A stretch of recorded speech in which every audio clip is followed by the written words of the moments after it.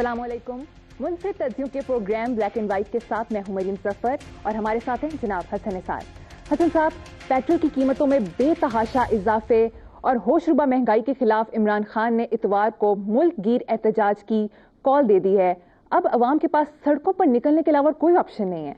ये जो सूरत हाल जारी है, मामला जिस तरफ जा रहा है, बल्कि जा चुका है, इसके बाद किसी को भी एहतजाज की कॉल वगैरह देने की ज़रूरत नहीं होगी। ये बहता हुआ पानी जो है ना, आवाम का, ये सैलाब में तब्दील हो जाएगा और फिर अगर सरे बाजार मीर अकसम वाला खेल शुरू हो गया ना, तो तबाही आ जाएगी। मैं आपको बता दूं, ये सियासतदानों का और हुक्मरानों का जीना अजाब हो जाएगा। लोगों को जब ये अंदाजा हो गया, जो कि मेरा ख्याल है होता चला जा रहा है, कि तिल तिल मरना है, तो फिर वो कहेंगे एक ही बार, या आप नहीं या गाक नहीं। ये बिल्कुल क़यामत का समा है। और याद रखो, इसमें कोई ये एक दूसरे को ब्लेम करना है बिल्कुल गलत है। इन्हीं का किया धरा है सारा कुछ। अब ये जहरीले कांटों की फसल तैयार हो चुकी है और इनको काटनी नहीं आ रही। तो एहतजाज वगैरह क्या है? एहतजाज की कॉल देने की कतन कोई जरूरत नहीं है। वेट फॉर अनदर 2-3 वीक्स, देखो तो सही होता क्या है। सही। मैं ऐसी बोलियां सुन रहा हूँ वॉक पे, लोग अच्छे खासे सफेद पोश लोग, मतलब एफ्लुएंट लोग, क़यामत वाला समा है, तौहीन महसूस होती है बाज़ों का। मैं आपको बताऊं, मैं आपको पता नहीं बता रहा था कल परसों की मीटिंग में, 1,92,000 यार 5 की फैमिली है हमारी। ये लगता है कि तौहीन बाज़ों का, it's not the financial aspect. आप किसी दुकान पे जाए, अगर वो क्या है, बिल गेट्स, उसे को कहे 500 का बर्गर, अब चपेट नहीं मारेगा, तुम कर क्या रहे हो? हालांकि उसके लिए $500 की क्या औकात है, ये $1,000 को मांग ले उसे। ये इंसल्ट शामिल हो गई है। वो कहते हैं ना, एडिंग इंसल्ट टू इंजरी। ये पता नहीं, एहतजाजों की भी जरूरत, कॉलों शालों की रहे ना रहे। बहरहाल नेक्स्ट। ठीक हसन साहब, मरियम नवाज ने कहा है कि मुस्लिम लीग नून को किसी बैसाखी की जरूरत नहीं। मुस्लिम लीग नून तो खुद बैसाखी है, जरूरत नहीं। ये ज़ियाउल हक भुट्टो, अपना ज़ियाउल हक वगैरह की पैदावार टोटल, ये वो जो शेख रशीद का है, पता नहीं गेट नंबर फलां से, ये टोटल पैदावार। और दूसरी बात, ताज़ा तरीन जो सूरत हाल है, मैं ज़ाती तौर पे समझता हूँ कि सारी कैंपेन में अगर कोई फातेह है तो मौलाना फजलुर रहमान है। ये कई दफ़ा गिरे उठे वो मुसलसल। मौलाना बहरहाल काम सही था, गलत था, बुरा था, अच्छा था, मैं उस बहस में नहीं पढ़ता, वो अच्छा। एक तो 10 बैसाखियां, दूसरे एक बैसाखा है जिसको ये कल बद्दुआएं दिया करते थे, जिसके लत्ते लिया करते थे, आज फिर उनकी खुशामद शुरू कर दी है। 10 बैसाखियां, एक बैसाखा, तो जरूरत नहीं है। बाकी बढ़के मारने हो क्या है, स्क्रिप्ट राइटर रखे, मुंशी होंगे इनके पास, वो बता देते होंगे कि ये कह दो वो कह दो। अच्छा ठीक, आगे बढ़ते हैं। हसन साहब, नवाज शरीफ ने कहा है कि परवेज मुशर्रफ की वतन वापसी पे कोई रुकावट न डाली जाए, नहीं चाहता अपने प्यारों के जो सदमे मुझे सहना पड़े किसी और को सहना पड़े। जबकि शेख रशीद ने जवाबन कहा है कि नवाज शरीफ के पास इसकी हिमायत के सिवा और कोई चारा नहीं था। नहीं, ये बिल्कुल एक गलत अप्रोच है शेख रशीद साहब की, बिल्कुल फजूल बात है। टिपिकल जो हमारे सियासतदान होते हैं, हर एक बात में कीड़े निकालना, हर एक बात में जुगते मारना भांडों की तरह, गलत है। और जिंदगी में देखो एक चीज हुस्न ज़न भी होती है। नवाज शरीफ के पास, अच्छा नहीं बकौल इनके जी, उनके पास इसके सिवा चारा कोई नहीं था। ओ भाई, नवाज शरीफ इस बात पे खामोश तो रह सकता था ना। सबसे बड़ी बुनियादी बात है, ना हक में ना खिलाफ को तबसरा करने की जरूरत क्या थी। लेकिन देखो जिस एज में वो बंदा है, ये जिस तरह के तजर्बात से वो बंदा गुजरा है, और यूं समझ कि जो मैंने अपने प्यारों का ये वो सारा तो रियलिटी है। तो हुस्न ज़न रखना चाहिए। एक बात याद रखना, हमारे यहाँ ये बड़ी अजीबो गरीब तरबियत है लोगों की। मुझसे बहुत से लोग कहते हैं कि आप पे की बंदे पे बहुत ज्यादा तनकीद भी करते हैं, फिर उसकी तारीफ भी। मैंने कहा मैं तो भाई ایونٹ ٹو ایونٹ چلنے والا آدمی ہوں. کوئی بندہ خوبصورت بات کرے گا تو مجھ پہ لعنت ہے اگر میں بدصورت بات کروں, چونکہ میں نے کرنی ہے. او بھائی, نہ میرا کوئی ولن ہے نہ ہیرو ہے. غلط ہے. بہت خوبصورت بات کی ہے, اور ایک اس میں تدبر ہے, ایک توازن ہے, ایک سبھاؤ ہے, اس میں ایک کلاس ہے. اس میں اس طرح کی باتیں نواز شریف کو زیادہ کرنی چاہیے. عمر بھی ان کی ایسی ہے اب, تو ناٹ دیٹ کہ میری ان سے کو کم ہے, تو تھوڑا اپنی عمر کا, اپنے ماضی کا تھوڑا خیال کرتے ہوئے یہی سٹانس اسی طرح کا مدبرانہ ہونا چاہیے, تاکہ بیٹی بھی یہی کچھ انہیرٹ کرے. بیٹی انفارچونیٹلی ماضی کے نواز شریف کو انہیرٹ کر رہی ہے. اس نواز شریف کو انہیرٹ کرنا چاہیے جس نے بڑی محبت, عزت, احترام, گریس کے ساتھ ایک بڑی باوقار بات کی. یہ نہیں ہے کہ بھائی میرا تو سچی بات ہے, میرا تو کوئی دشمن بھی ہوگا, حرکت اچھی کرے گا, بات اچھی کرے گا, میں اس کی تعریف کروں گا. میرے خلاف ہوگی تب بھی تعریف کروں گا. بات خوبصورت ہونی چاہیے. قطعاً نہیں, میاں نواز شریف کو اس بات کا بھرپور کریڈٹ ملنا چاہیے. علی ظرفی کا ثبوت دیا ہے.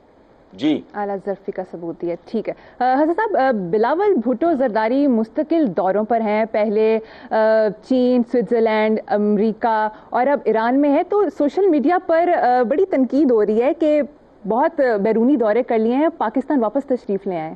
یار یہ بس ہمارے ہاں عجیب و غریب طرح کے رواج ہے. پیپلز پارٹی کے بارے میں میرا سٹانس کوئی ڈھکا چھپا نہیں, کوئی 10 سال پرانا نہیں, 15 سال نہیں, 20 سال نہیں, 25 سال نہیں, 30 سال نہیں, اس سے بھی پرانا ہے. تو وہ اپنے کام پہ فوکس کیے ہوئے اور محنت کر رہا ہے. بنیادی بات وہ کیا ہے, وہ وزیر خارجہ ہے. پاکستان کی حالت جس طرح کی ہے وہ آپ کے بھی سامنے, میرے بھی سامنے, تو ظاہر ہے بلاول کو ہم سے بہتر پتا ہوگا. وہ جو کر رہا ہے بالکل ٹھیک کر رہا ہے, کیونکہ وہ اپنا کام کر رہا ہے. وہ کہتے ہیں نا مائنڈ یور اون بزنس. اچھا, اب ہمارا عجیب و غریب سے لوگ ہیں, بھئی گارڈ کو آپ اپنے چوکیدار کو کچن میں, اچھا مالی کو باورچی میں گھسا دو, باورچی کو کہو تم بچوں کو سکول چھوڑا. What naan sense. اس کو بالکل. اور دوسری بات یہ ہے, وہ مطلب وہ ایک تربیت کے مراحل سے بھی گزر رہا ہے. اس کے نانا جو تھے وہ پاکستان کے کامیاب ترین فارن منسٹر تھے, تو وہ تربیت کے مراحل سے گزر رہا ہے, اپنا کام کر رہا ہے نا, یہی اس کا کام ہے. اور یہ جو ایک خاص طرح کا ہمارے یہاں ایلیمنٹ ہوتا ہے, ان کو دورے دورے لگتے ہیں. دورے دورے ان کے لیے کیا مانی, کیا وقت رکھتے ہیں, ان کی کیا اوقات ہے. ہی از ڈوئنگ ہز جاب, اس کو اپریشیٹ کرو. جی ٹھیک ہے حسن صاحب, حامد خان کی عمران خان سے ملاقات ہوئی ہے اور انہوں نے کہا ہے کہ عمران خان نے مانا کہ ان سے غلطیاں ہوئیں اور پارٹی کو نقصان ہوا ہے. بہت اچھی بات ہے, لیکن اس میں نئی بات کیا ہے بھائی. میں اپنے اسی پروگرام میں وہ بہت پہلے کہہ چکا ہوں, اور چینلز میں نے یہ بات کی ہے کہ باقی کاموں کے ساتھ ساتھ پی ٹی آئی کو چاہیے کہ اس کے جو سنجیدہ لوگ ہیں, سینئر لوگ ہیں, وہ مل کے بیٹھیں اور 2-3 سیشن صرف ایک بات پہ لگائیں, ایک موضوع. ہم نے کہاں کہاں جھکیں ماری, ہم سے کیا کیا حماقتیں سرزد ہوئیں, ہم نے کون کون سے فیصلے غلط کیے, ہمارا بندوں کا انتخاب کہاں کہاں احمقانہ ثابت ہوا, وغیرہ وغیرہ وغیرہ. میرا کام تو نہیں ہے, نہ میرا کنسرن ہے. ایک لسٹ بنائیں اپنی حماقتوں کی, غلطیوں کی, اجلتوں کی, اپنے مزاجوں کی. اس کے بعد اپنے رویے, اپنی حکمت عملی اور سوچ کو امپروو کریں, اس میں بہتری لائیں. اپنی رائے, کہتے ہیں نا, گھسی پیٹی بات ہے کہ مردے ہی تبدیل نہیں کرتے, زندہ انسان جو ہوتا ہے وہ اپنی آراء. دیکھیں کائنات کے سب سے خوبصورت اور عالی شان آدمی کی مثال کہ جب غزوہ احزاب کہتے ہیں, خندق میں, تو بیٹھے تھے, برین سٹارم کر رہے تھے. حضرت سلمان فارسی نے کہا کہ جی ہمارے ایران میں تو یہ ہوتا ہے جب مخالف لشکر بہت بڑا ہو. 1 سیکنڈ میں حضور نے ان کا جو مشورہ تھا قبول کر لیا. سو یہ غلطیاں تو ایک نہیں, میرے جیسے بندے کو گھر بیٹھے پتہ ہے, چونکہ کوئی کچھ تھم رولز ہوتے ہیں, کوئی زندگی کے جہاں بانی کے لکھے پڑھے اصول ہیں. مثلا عام بات ہوتی ہے, میں کر چکا ہوں, میں نے چند حماقتیں, ہوم ورک نہ کرنا, دوسرا اتنے زیادہ محاذ کھول لینا. او بھائی ٹانگوں میں تمہارے جان نہیں ہے, ایک انتہائی ڈیفیکلٹ ملک تم چلانے کے لیے ہاتھ پاؤں مار رہے ہو, محاذ پہ محاذ کھولے جا رہے ہو, کس برتے پہ؟ وہی ہوا جو ہونا تھا. بہت اچھی بات ہے, لیکن پتہ نہیں حامد خان کی ان کے ساتھ اور کتنی دیر نپتی ہے. لانا تو ان کو اور بھی موت سے اپنے لوگوں کو جو ناراض ہو کے چلے گئے. اور ایک اور بات ہے, پارٹی کا ٹیک آف ہو تو یاد رکھنا باوقار آدمی چھوڑتا ہے.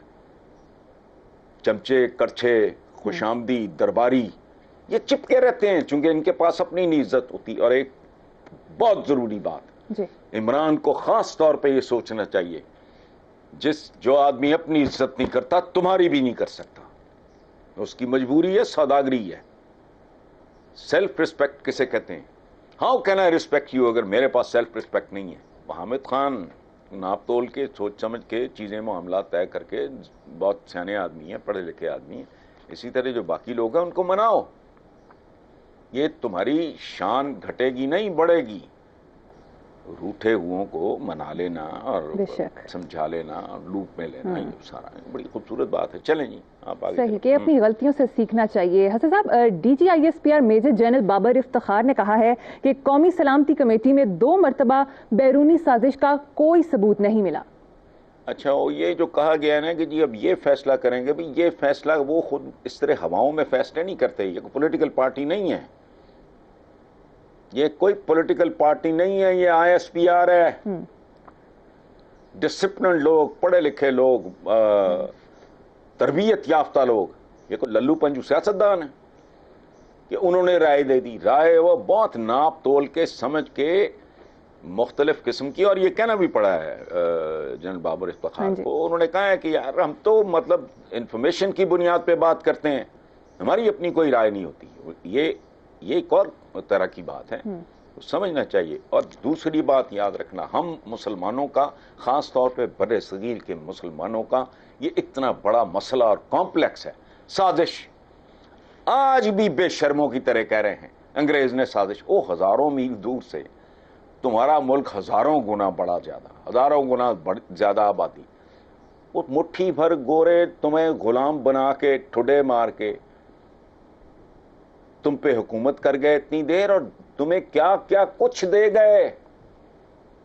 جو کچھ انگریز دے گیا, ہمارے یہ لوگ ہوتے چپڑ کناتیے, ریلوے ہوتی, یہ اریگیشن سسٹم ہوتا, ان کے باپ نہیں دے سکتے تھے یہ کام. یہ آپ کا جوڈیشل سسٹم ہے, یہ آپ کا بلدیاتی نظام ہے, وہ کیا ہے جو انہوں نے نہیں دیا. ہمارا حال یہ تھا مریم, پہلی بار سب کانٹیننٹ کے لوگوں نے جب ہینڈ پمپ دیکھا تو اس کا نام دیا بمبا. ریلوے کی پٹڑیاں بچھیں تو بر صغیر کا ہندو بھی, مسلمان بھی, سکھ بھی سارے کہہ رہے تھے اوقات یہ تھی کہ لوہے کی پٹڑیاں ڈال رہا ہے فرنگی تاکہ ہمارا ملک گھسیٹ کے لے جائے. وہ یہ اوقات تھی. ہم کہتے سازش. اچھا, پھر بغداد میں بھی سازش. اپنی عیاشیوں پہ غور نہیں کرنا, اپنے گریبان میں نہیں جھانکنا.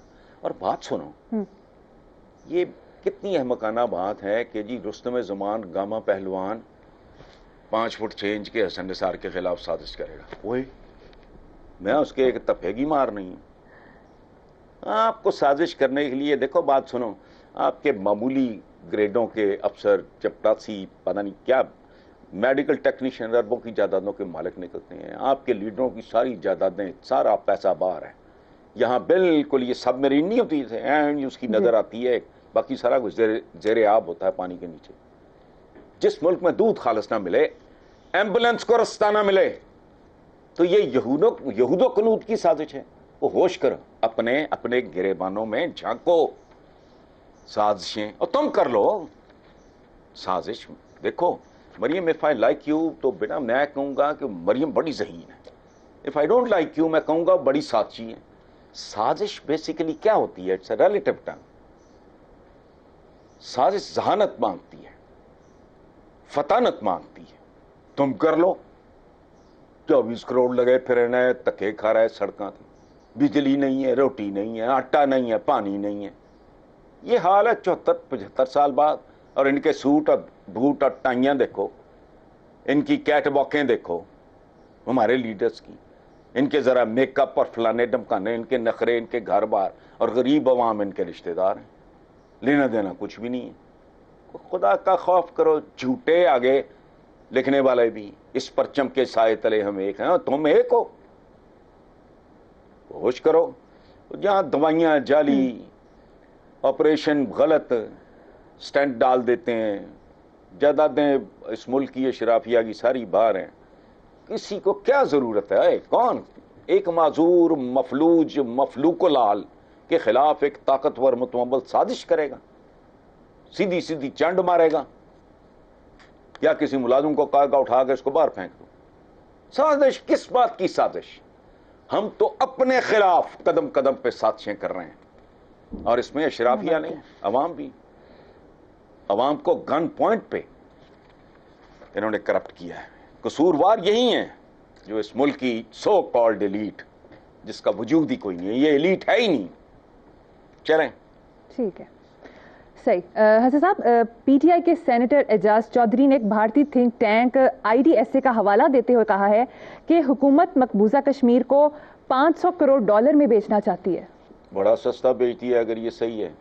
دیکھیں وہ اعجاز چودھری کریڈیبل آدمی ہیں، اور دوسرے حوالہ دے رہے ہیں اگر کسی انڈین تھنک ٹینک کا، تو مجھے نہیں پتا وہ تھنک ٹینک کون سا ہے۔ اس میں خود اچھا، اس میں ایک ایلیمنٹ جو ہم نکالیں گے اسکینڈل کوئی پروپیگنڈے کا یا فلانا یا فلانی وار تو ٹمکانی وار، وہ بھائی اس میں خود ہندوستان کی بھی ذلت ہے۔ اگر یہ سودا ہی کیا ہے انہوں نے، اس کا مطلب ہے ڈنٹ بلانگ ٹو دم۔ بہرحال لمبی بات ہے، ان کی اپنی بھی ذلت ہے اس میں۔ لیکن دیکھو بات سنو، سچی بات ہے، فال آف ڈھاکہ کے بعد اب یہ جس طرح یہ حکومت مارز وجود میں آئی ہے، آپ اندازہ لگاؤ یار، کل تک جو لوگ کہاں کھڑے تھے، کیا بھگت رہے تھے، وہ suddenly they are calling the shots. کمال ہے، یعنی یہ بھی نہیں کہ تھوڑا سا کوئی گیپ گوپ ڈال دیتے، کو اس کو کوئی شکل صورت دے لیتے، نو۔ ٹھیک ہے حسنا، مجھے پروگرام میں یہاں پر بریک لینی ہے، بریک کے بعد حاضر ہوں گے۔ Welcome back.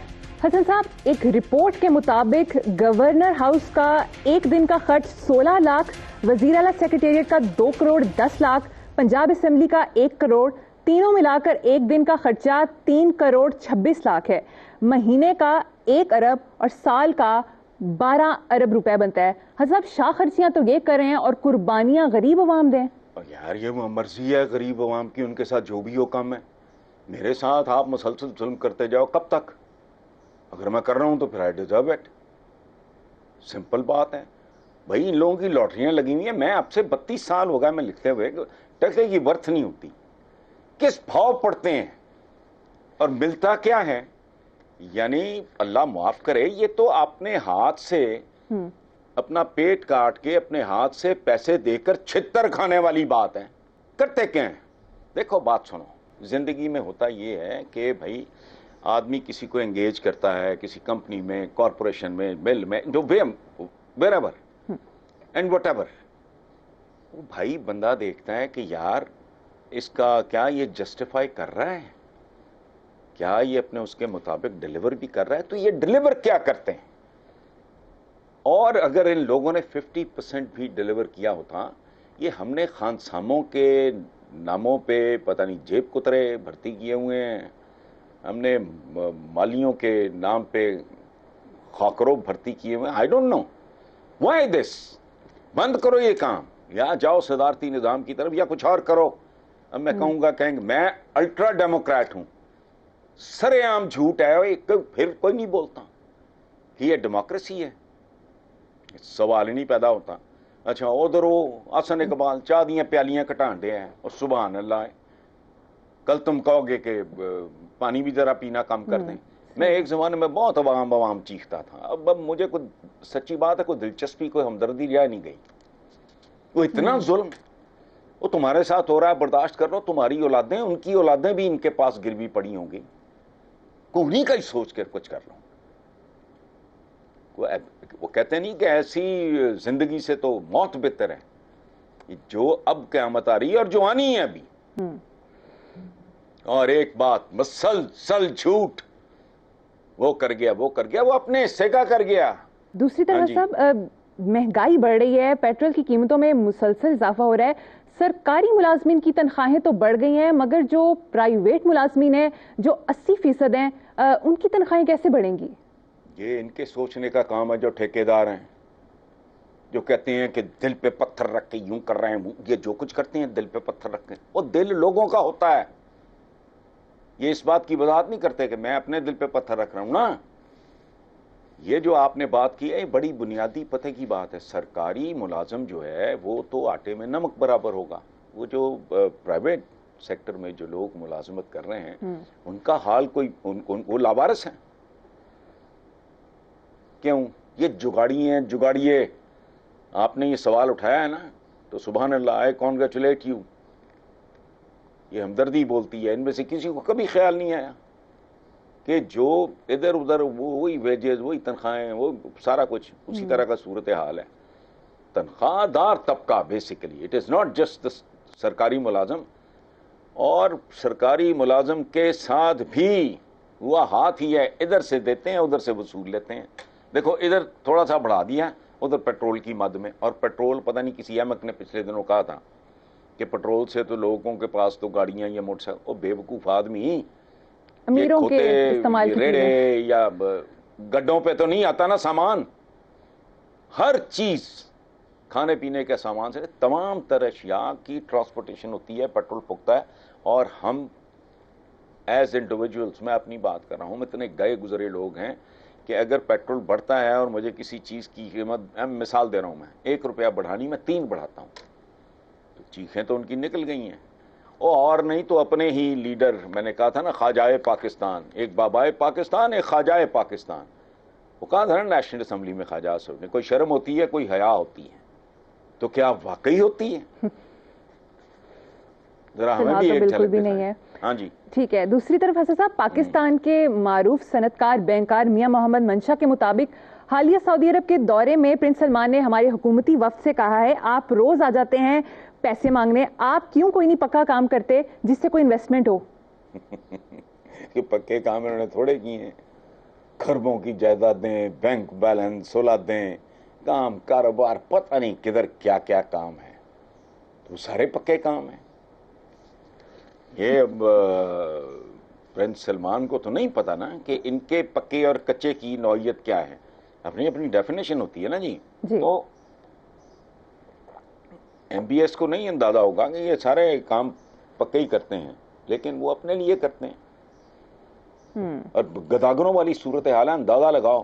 اسی طرح کا ایک بہت بدصورت منظر ترکی میں دیکھنے کو ملا.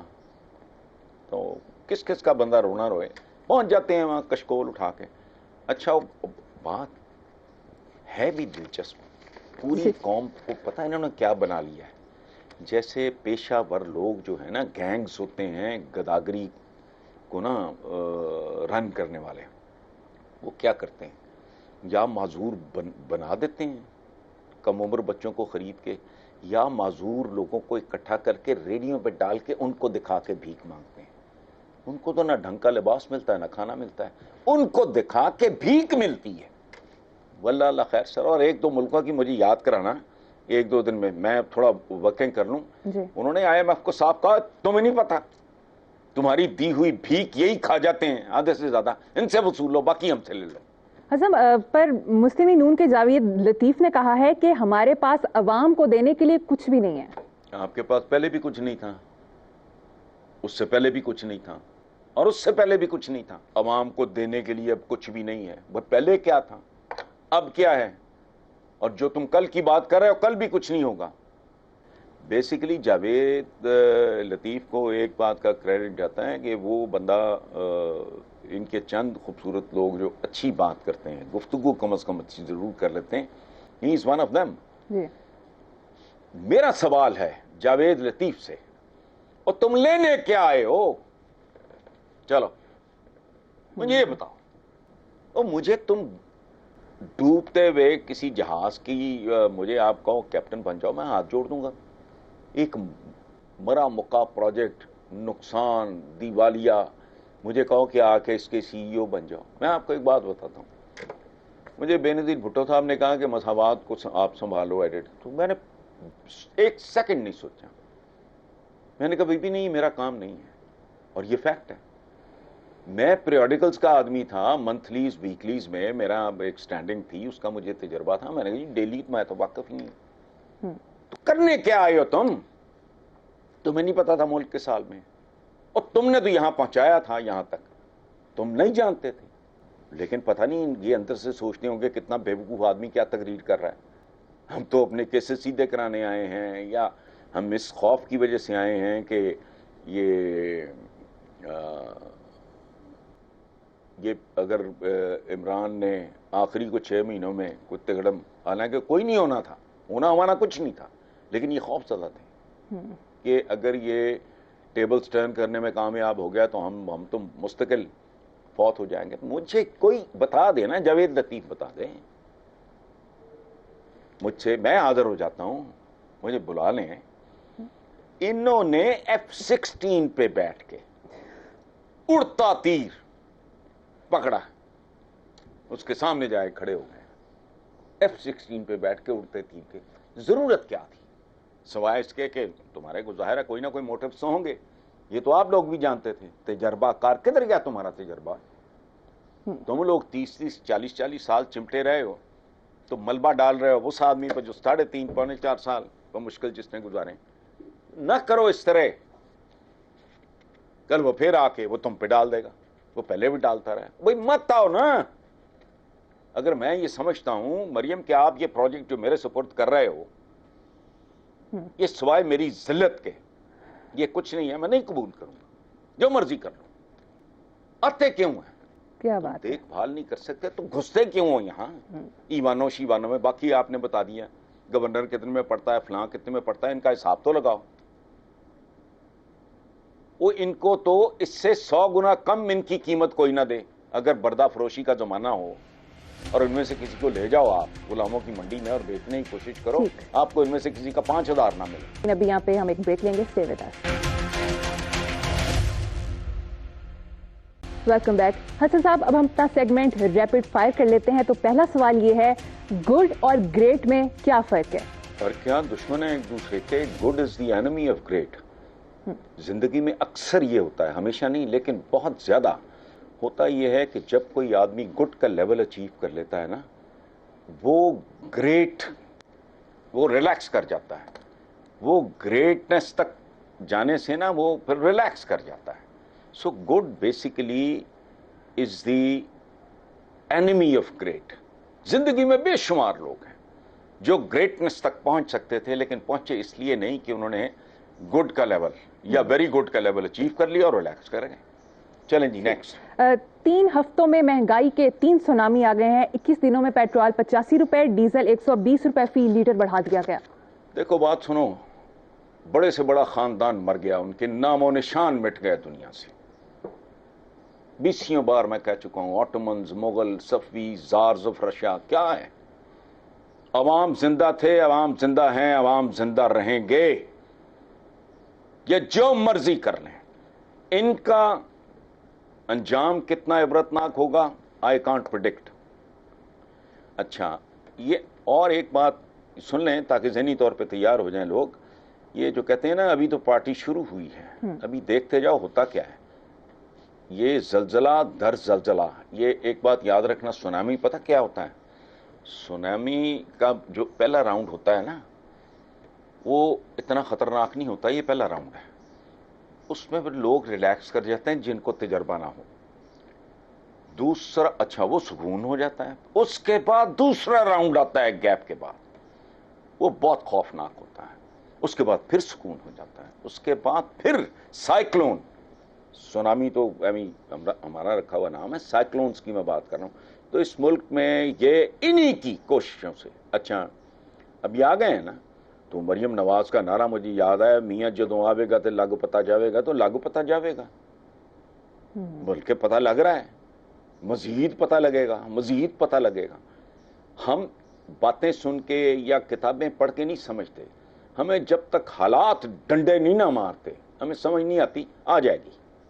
اللہ خیر کرے گا. جی صاحب اگلی خبر بڑی افسوسناک ہے. سوشل میڈیا پر ایک وائرل ویڈیو ہے جس میں بلوچستان کا ایک تھانے میں ایک بندہ منتیں کر رہا ہے کہ مجھے جتنا مرضی مار لو واپس جیل میں ڈالو, کم از کم روٹی تو کھانے کو ملے گی. ادھر حیدرآباد میں رکشہ ڈرائیوروں نے پیٹرول کی قیمتیں بڑھنے پر اپنے رکشوں کو آگ لگا دی ہے.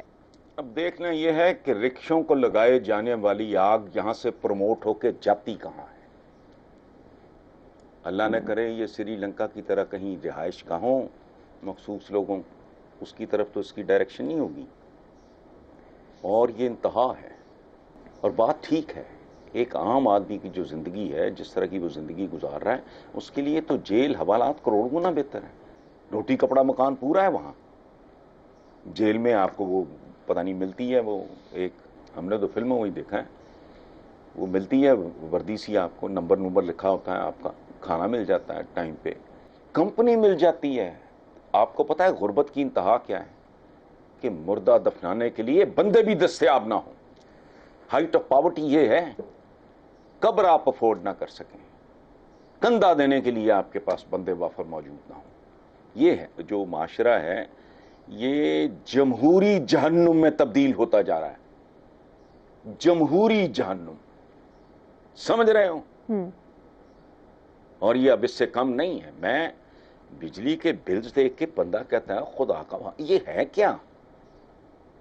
اور اگر اس لیول پہ اسمال فیملی تو بڑے, آج یہ لگژری ہے کوئی یار, یہ کوئی جلوہ طور ہے جو حضرت موسیٰ کو دکھایا گیا تھا.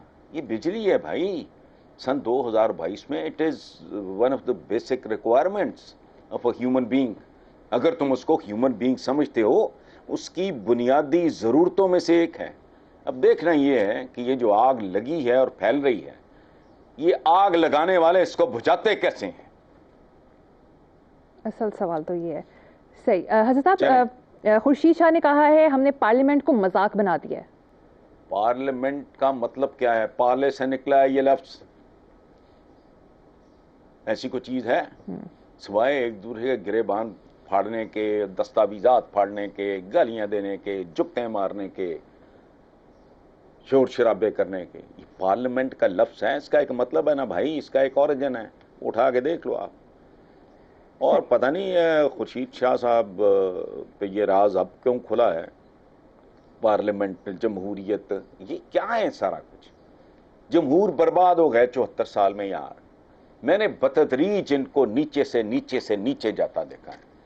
2 ٹرمز ہیں میری زندگی میں جس میں نے لوگوں کو نسبتاً آسودہ دیکھا ہے. ایک تو قناعت تھی. ایوب خان کے زمانے میں بے شمار ایسی چیزیں نہیں تھیں جو اب ہماری مطلب لوئسٹ جو لیول ہے اس کی وہ بنیادی ضروریات زندگی میں شامل ہو گئی. اب آپ کے سرونٹ کوارٹرز میں بھی ریفریجریٹرز ہوتے ہیں, ٹی وی ہوتے ہیں, فلانا. وہ ایک ایوب خان کا زمانہ لوگ شانت تھے. اس کے بعد پرویز مشرف صاحب کا دور مجھے کو نسبتاً بہتر لگتا ہے. باقی تو یہی ہونا ہے کس کے زمانے میں کیا نہیں ہوا. چودھری شجاعت حسین نے کہا ہے سیاست تماش بینوں کے ہتھے چڑھ گئی ہے. یہ تو مدتوں سے ٹھگوں اور تماش بینوں کے ہتھے چڑھی ہوئی ہے. چودھری صاحب کو اب خبر ملی. جی, ایک ٹویٹر صارف نے سوال کیا ہے کہ اگر ضمیر فروشی پر ٹیکس لگا دیا جائے تو کیا ہوگا؟ اگلی پچھلی کسریں نکل جائیں گی, آپ IMF کو پیسے دینے شروع کر دو گے. وزیر خزانہ مفتاح اسماعیل نے کہا ہے 2 مہینے بعد بجلی کے بل سے الیکٹرک شاک لگے گا. اس طرح کی باتیں کر کے یہ شاید مینٹلی لوگوں کو پریپیئر کر رہے ہیں. تو اٹ از ریٹن آن دا وال. صاحب, پروگرام کا وقت یہاں پر ختم ہو گیا ہے. اپنے ویورز سے اجازت چاہیں گے, آپ سے ملاقات ہوگی انشاءاللہ تعالی نیکسٹ ویک. اللہ حافظ.